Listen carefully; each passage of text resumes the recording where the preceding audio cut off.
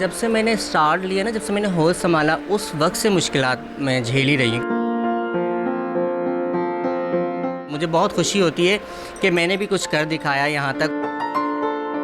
जैसे कि मैंने मेहनत करके मैं यहाँ तक पहुँची हूँ, तो आप लोग भी मेहनत करके यहाँ तक पहुँच सकते हैं। अस्सलाम वालेकुम नाज़रीन, मैं हूं आपका मेज़बान फैज़ान सेठार और आप देख रहे हैं GNN प्लस। नाज़रीन, आज हम आपकी मुलाकात एक ऐसे ख्वाजा सराज से कराने जा रहे हैं जिन्होंने अपनी कपड़ों की बुटीक खोली है, जो कि दिया फैशन के नाम से बुटीक खोली है। इनसे जानते हैं बुटीक खोलने में कितनी मुश्किलात का सामना करना पड़ रहा है और कब से ये अपनी बुटीक को रन करी है। अस्सलाम वालेकुम दिया, बहुत बहुत शुक्रिया कि आपने हमें टाइम दिया। मुझे सबसे पहले बताइएगा, ये बुटीक खोलने का असल मकसद क्या था? वालेकुम अस्सलाम कि आप लोगों ने मेरे पास आए और मुझे बोलने का मौका दिया। और बुटीक खोलने का फ़ैसला ये था कि मैं जब पहले फ़ंक्शन करती थी तो मैं समझती थी कि ये मेरी लाइफ कुछ भी नहीं है, क्योंकि ख्वाजा सिरा हम लोग हैं और ट्रांसजेंडर जो लोगों ने हमें ये बताया हुआ है, क्योंकि हम लोग कुछ भी कर लें, मेहनत कर लें, हम पढ़ लिख लें, क्योंकि हमारी फ़ील्ड में और ऐसे बहुत सारे ख्वाजा सिरा टैलेंटेड हैं जो पढ़ रहे हैं, मास्टर्स कर रहे हैं, जो अपने बिज़नेस कर रहे हैं, जैसे कि मैं हूँ। लेकिन हम कुछ भी कर लें ना, लेकिन माशरा ये हमें बताया था कि हमें ख्वाजा सिरा हैं। और उस वक्त यही सूरत हाल थी कि मैं फ़ंक्शन लाइन में थी, बहुत खुश थी, लेकिन फिर भी कहीं न कहीं मुझे लगता था कि ये मेरी मंज़िल नहीं है। मुझे कुछ बनना था और आगे बढ़ना था और आसमानों पे जाना था। मेरी अल्लाह से यही ख्वाहिश थी और अल्लाह ताला से मेरी यही दुआ थी कि मैं फ़ेमस हो जाऊँ, कि मुझे फ़ेम मिले। मुझे दौलत की तो सबको ख्वाहिश होती है, दौलत, शोहरत और इज़्ज़त, ये 3 चीज़ें मैंने अल्लाह से मांगी हैं। इज़्ज़त क्यों मांगती थी? क्योंकि शुरू से ही हमें वो इज़्ज़त मिली ही नहीं जो एक लड़की, जो एक मर्द को हम मिल सकती है। लेकिन ख्वाजा सिरा को वो इज़्ज़त, वो धुतकार वो मिली ही नहीं है। अच्छा भैया, मुझे बताइएगा, ये जो बुटीक खोली है कपड़ों की, बहुत सारे कपड़े पड़े, तो ये कैसे सेल, ऑनलाइन सेल करें जब कोई फिज़िकली आके यहाँ पर देख के जाता है वैसे? ये मेरा तो बेसिक ऑनलाइन है और पूरे पाकिस्तान में डिलीवरी है, आउट ऑफ कंट्री में भी है, मेरे आउट ऑफ कंट्री के भी क्लाइंट्स हैं। और जो कराची के लोग हैं वो यहाँ पे जिनको आना चाहें तो वो आ सकते हैं। अच्छा, वैसे कितने का एक समझिए जो आपसे क्लॉथ सेल कर रही हैं?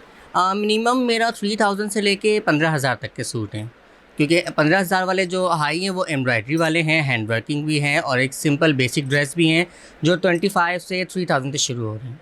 वैसे कब ये बिज़नेस स्टार्ट किया, कब से ये आपने सोचा कि मुझे एक कपड़ों की बुटीक खोलनी चाहिए? मुझे पिछले 1 साल से मैं रन कर रही हूँ अपना ये बिज़नेस, और अल्लाह का शुक्र है, काफ़ी अल्लाह ताला ने इज़्ज़त दी और काफ़ी एक नाम बना मेरा। और जैसे आप लोग आ जाते हैं मीडिया वाले, इनसे तो और मेरी दिल से थैंक यू है कि आप लोग आते हैं, मुझे बोलने का मौका देते हैं और इतना मुझे एप्रिशिएट करते हैं कि लोग देखते हैं। और मुझे मतलब पर्सनल में जिस दिन कोई इंटरव्यू होता है, पर्सनल में मुझे मतलब उसकी स्क्रीनशॉट्स आ रहे होते हैं, और मुझे बहुत खुशी होती है कि मैंने भी कुछ कर दिखाया यहाँ तक। और मैं पिछले अपने सब ट्रांसजेंडर से यही कहना चाहती हूँ कि थोड़ी-सी मेहनत है, इज़्ज़त बहुत है। अगर हम मेहनत करके, अगर जैसे कि मैंने मेहनत करके मैं यहाँ तक पहुँची हूँ, तो आप लोग भी मेहनत करके यहाँ तक पहुँच सकते हैं। वैसे ज़िंदगी का सफ़र कैसे रहा, कितनी मुश्किलात का सामना करना पड़ा, क्योंकि मुश्किलात के बगैर कोई चीज़ मिलती ही नहीं है। कैसे ये जर्नी रही आपकी लाइफ की, क्योंकि आप एक ट्रांसजेंडर हैं, क्योंकि आपको बहुत ही मुख्तलिफ़ निगाहों से लोग देखते हैं, तो इस हवाले से क्या कहेंगी? देखिए, मुश्किलात अगर मैं आपको शुरू से सुनाऊँ तो शायद मेरी फैमिली बुरा मान जाए। अच्छा। अगर मैं बीच से सुनाऊँ तो शायद आप लोग इम्प्रेस नहीं हो। तो मसला सारा ये है कि जब से मैंने स्टार्ट लिया ना, जब से मैंने होश संभाला, उस वक़्त से मुश्किलात मैं झेल ही रही हूँ, क्योंकि घर वाले थोड़े से मतलब इतने हम लोग वो नहीं थे, गरीब थे थोड़े से। तो मेरी पढ़ाई वहाँ छूटी। फिर मेरे अब्बू की मैं एक हमारे अब्बू मार्केट में एक ठेला लगाते थे, तो मुझे वहाँ भेज दिया करते थे। तो मैं आपको बताऊँ, उस वक़्त मेरी उम्र 8-9 साल थी। अच्छा। हाँ, उस वक़्त 8-9 साल में एक इतना बड़ा ठेला मैं सँभाल रही थी, फिर वो उसको बंद करके आना, फिर रास्ते में लोग मुझे पकड़ लेते थे। यहाँ तक कि जब मेरे अब्बू ने बुटीक पे मुझे लगाया ना, जब मेरी पढ़ाई छूटी, कि मुझसे अब्बू ने पूछा कि आप तुम क्या करना चाहते हो? तो मैं तो ठहरी अंदर से लड़की, मुझे बिल्कुल। मुझे अंदर से ना, मैं थी एक लड़की, मुझे ना गुड़िया गुड्डे के सूट सीना अच्छा लगता था, क्योंकि मुझे एक अंदर से ना सिलाई कढ़ाई इस चीज़ का शौक था। तो मैंने अब्बू से कहा मुझे ना कपड़े सीने का शौक़ है। तो मुझे एक अब्बू ने कारख़ाने में मुझे वहाँ लगाया। तो मैं आपको बताऊँ ना, वहाँ पे क्या होता था, वहाँ पे इतनी मुश्किल आती कि वहाँ कारीगरों के रवैये, उस्ताद के रवैये, ये था कि वहाँ पे गाने लगाते थे, उनका एक एंटरटेनिंग का मैं एक कहते हैं ना मज़ाक का ज़रिया, जो लोग अभी तक हम लोग बन रहे हैं। तो वो मैंने स्टार्ट से देखा। मैं काम सीख लूँ, काम सीखने के बजाय मुझे कहते थे गाना चला के डांस करो। अच्छा। बिल्कुल, उस्ताद मेरे, तो मैं कहती थी मैं किसकी सुनूँ? जो वर्कर थे उनसे तो मेरी बहस हो जाती थी, लड़ाई हो जाती थी, मैं उनसे बदतमीज़ी भी कर लेती थी, लेकिन उस्ताद के आगे मैं क्या बोलूँ? फिर मैं वो मतलब जैसा वो कहते थे मैं वैसा करती थी। उसके बाद वो बुटीक चेंज हुई, दूसरी बुटीक में गई तो वहाँ के लड़के मतलब वहाँ के वर्कर मुझे छेड़ते, मुझे मतलब मेरे साथ जो मतलब मैं कहती हूँ ना, बदतमीज। हाँ, बहुत अजीब-अजीब रवैये, बहुत अजीब-अजीब रवैये, यहाँ तक कि उस वक़्त मैं आपको एक सीन सुनाती हूँ कि जब मैं एक दफ़ा बुटीक से आ रही थी, रात का टाइम था तो बहुत लेट हो गया था। तो मुझे उन्होंने बोला कि रास्ते में गाड़ी रोकी, उन्होंने कहा लालू खेत का रास्ता कहाँ है? और अच्छा। हाँ, और इत्तेफ़ाक से मैं हम लोग लालू खेत में रहते थे, तो मैंने कहा लालू खेत यहाँ से बिल्कुल सीधा ही है। तो उसने बोला आप कहाँ जा रहे हैं? मैंने कहा मैं भी लालू खेत जा रही हूँ। तो उन्होंने मुझे बिठाया, मुझे उस वक़्त बिल्कुल भी नहीं पता था और मैं ट्रांसजेंडर मतलब इस फ़ील्ड में आई नहीं थी। लेकिन वहाँ पे मुझे वो लालू खेत के बहाने वो रात ऐसी ना कि मैं प्रॉपर बयान करूँ ना, इतना खुला मैं बोल नहीं सकती हूँ और इतनी डिटेल में मैं बता सकती हूँ, क्योंकि वो रात ऐसी मेरे पे गुज़री है कि वो मुझे लालू खेत के बजाय वो 1 घंटे में मुझे ठट्टा ले गए। ठट्ठा ले गए। ठट्ठा ले गए, इतनी दूर, मैं कह रही हूँ मुझे कहाँ ले जा रहे हो? रोको, ये वो इस तरह बोले, नहीं, नहीं बस ये आगे, बस हमारे हमारे 2-4 गाने कर लेना, 2-4 आप डांस करोगे ये वो ना। मैंने कहा लौ मुझे ये कहाँ ले जा रहे हैं, कहाँ ले जा रहे हैं? तो मैंने ऐसी-ऐसी लाइफ़ में अपने वो देखी ना मुश्किलात, जो आपने ज़िक्र किया, मुश्किलात मैंने ऐसी-ऐसी देखी है कि उनका अभी तक कोई रिज़ल्ट ही नहीं आया और वो ना वो मुश्किलें ख़त्म हो रही हैं। अच्छा दिया, मुझे बताइएगा इतनी मुश्किलात झेलने के बाद अब जाके आप सेटल लग्ज़री लाइफ़ है, आपकी अच्छी लाइफ़ है इस वक़्त। नहीं, पहली लग्ज़री तो नहीं अरे है। हाँ, अभी मेरा मतलब स्ट्रगल बहुत है। मैं बिल्कुल, बहुत बिल्कुल। स्ट्रगल। पर आप इस हद तक पहुँचेंगे, पहले वाली लाइफ़ बहुत मुश्किल आती है अब। हुँ। ये बताइएगा कि महाना कितना कमा लेती हैं? देखिए, महाना तो इस वक़्त इतना स्ट्रगल मैं कर रही हूँ, सर्वाइविंग कर रही हूँ ना कि मेरा महाना तो मेरा कोई सेविंग हो ही नहीं रही है। अच्छा। बिल्कुल, तो मैं जहाँ से मतलब थोड़ा-सा अगर मैं मेरे सेल भी होते हैं, तो मैं वापस जाके कपड़ा लेकर आती हूँ, वापस न्यू डिज़ाइन बना लेती हूँ। तो अभी पिछले 1 साल में मैंने इससे सेविंग तो कोई भी नहीं हुई है, ना इतना प्रॉफ़िट हुआ है। ये है कि अल्लाह का शुक्र है, अल्लाह ताला ने सर्कल चलाया है, एक नाम बनाया है। वो जो सेलिंग होती है उसी से कपड़ा आ जाता है, न्यू डिज़ाइन बन जाते हैं। और बाकी ये है कि मतलब फ़िल वक़्त आपका काम चलता हुआ चल रहा है। फ़िलहाल काम चल रहा है अभी, इतनी इसमें प्रॉफ़िट नहीं है और लग्ज़री लाइफ़ अच्छा तो इस अल्लाह ताला से। इसके अलावा वैसे क्या आपकी मसरूफ़ियात हैं, क्या करती हैं?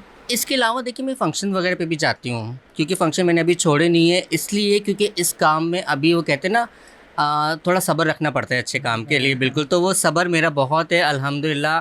बस इन्नल्लाह मा साबिरीन पढ़ती हूँ और आगे तो फ़ंक्शन पे भी चले जाती हूँ थोड़ा और बस जी रही हूँ। वैसे ये बताइएगा कि ज़िंदगी में ख्वाहिशात क्या थी? क्या बुटीक खोलने की ख्वाहिशात थी, कपड़ों की बुटीक या बिज़नेस का? क्या वैसे ख्वाहिशात आपने क्या रखी?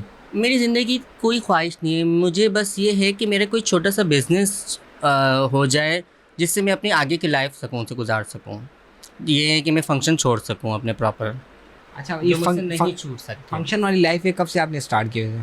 फ़ंक्शन की लाइफ़ तो मुझे हो गए 15 वैसे तो 10 साल हो गए पूरे, और उससे पहले 4-5 साल मैंने ऐसे ही ज़ाया करे होंगे आगे समझने में।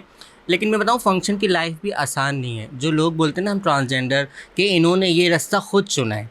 तो लोग वो ये नहीं सोचते कि ये रास्ता क्यों चुना, कैसे चुना, क्या हुआ होगा। अब मैं आपको एक मिसाल दूँ कि एक लड़की डांस कर रही है या एक लड़की रोड पे खड़ी हो रही है या एक बंदा रोड पे खड़े होके माँग रहा है, तो वो उसकी मजबूरी। अगर वही ख्वाजा सेरा डांस कर रहा है, वो रोड पे खड़ा है, तो यार उसकी कोई मजबूरी नहीं होगी। किसको शौक होता है और एक बात है, मैं आपको एक बात बताऊँ ना, ये मीडिया में ये सवाल बहुत चलता है, असली और नकली। बिल्कुल। बिल्कुल, ठीक है। अब मैं आपको एक बात बताऊँ, असली और नकली के बारे में। एक लड़का एक लड़का मैं किसी को भी बोल लूँ कि एक लड़का कितनी देर तक कपड़े पहन के हमारी तरह एक्टिंग कर सकता है? कितने दिन तक कर सकता है? पर मजबूरी के लिए तो कर सकता है ना? यार वो मेरे सामने क्यों नहीं आ रहे फिर? हमने तो नहीं देखा। अगर मेरी मैं अपनी पूरी ट्रांसजेंडर पूरे पाकिस्तान के ट्रांसजेंडर में घूमती हूँ, कभी फंक्शन में चले जाती हूँ, वैसे मेरे एक उस्ताद हैं पंजाब में भी, तो मैं वहाँ पे भी जाती हूँ, तो मैंने अभी तक नहीं देखा वहाँ कोई लड़का आया और शाम में हमारे साथ तैयार होकर फंक्शन पे गया और सुबह अपने फैमिली में चले गया। वो कोई मतलब असली और नकली मेरी नज़र में है ही नहीं। अगर कोई हमारी तरह है, अगर वो लेडीज़ कपड़े पहन रहा है, अगर वो ताली बजा रहा है, अगर वो हमारी तरह मेकअप कर रहा है, तो मेरी नज़र में उसके अंदर वो ख्वाजा सरो वाली रूह है, तभी वो कर रहा है। वरना एक लड़का नकली जिसे कहते हैं ना, लड़का वो कभी भी कितनी देर तक इतनी देर तक नहीं हमारी तरह एक्टिंग कर सकता है। अच्छा मुझे बताइएगा सोसाइटी का क्या किरदार है वैसे आपके, उनकी सॉरी, क्या? एक चीज़ मैं आपकी बात कर लूँ, जैसे कि अभी हमारे ऊपर ड्रामे बन जाते हैं, देखे ना आप लोगों ने, ड्रामे बन जाते हैं, तो वो मेरी नज़र में वो ड्रामे अगर बन रहे हैं वो तो मतलब अपने रोल वो कर रहे हैं, बाकी हमारे ऊपर ड्रामे बन जाएंगे लेकिन हम लोगों को नहीं लेंगे। वो मैंने एक दो ड्रामे देखे, बड़े अच्छे लगे मुझे, लेकिन वो स्टार्ट अच्छा था, आगे आगे हो गया, लेकिन हमारे ऊपर उन्होंने पूरी स्टोरी बना दी लेकिन हम लोगों को नहीं लिया। अच्छा मेन टॉपिक पर आते हैं दिया। ये जो आपकी बुटीक है, ठीक है, जो हाँ। चला रही, कोई अगर आपसे शॉपिंग करना चाहे तो कैसे, क्या क्राइटेरिया होगा और कैसे ये प्रोसेस होगा? मेरी टिकटॉक आईडी है दिया फैशन के नाम से, यूट्यूब चैनल है, इंस्टाग्राम है दिया फैशन के नाम से। आजकल दिया फैशन मतलब वो जैसे टाइप करेंगे, सर्च करेंगे, फ़ौरन आ जाएगा। तो आपको स्क्रीन पर ख्वाजा सरा भी देख रहे होंगे और मुख्तलिफ लोग भी देख रहे होंगे, सब देख रहे होंगे, क्या उन्हें एक पैगाम देना चाहेंगी जो आप समझती हैं? मैं ये पैगाम देना चाहूँगी कि शुरू से और अभी तक जो मैंने परेशानियाँ झेली हैं ना, वो इंसानों ने ही हमें दी है। अल्लाह ताला ने हमारा साथ हर जगह दिया है, हर उसमें दिया है। अगर हमारे साथ ये माशरे का रवैया, इंसानों का रवैया अगर हमारे साथ दुरुस्त हो जाए ना, तो हम लोग भी बाइज़्ज़त एक ज़िंदगी गुजार सकते हैं। अगर लोग कहते हैं ना ये लोग गलत हैं, ये लोग गलत काम करते हैं, ये लोग ये करते हैं, तो अगर हमारे पास सही जॉब्स नहीं, हम पढ़े लिखे होने के बाद भी जॉब हमें नहीं मिल रही, कोई काम हमारे पास नहीं है, तो हम ज़ाहिर-सी बात है अपने आप को सर्वाइव करने के लिए, अपनी फैमिली को सपोर्ट करने के लिए हमें फिर वही यही रास्ता आसान लगता है।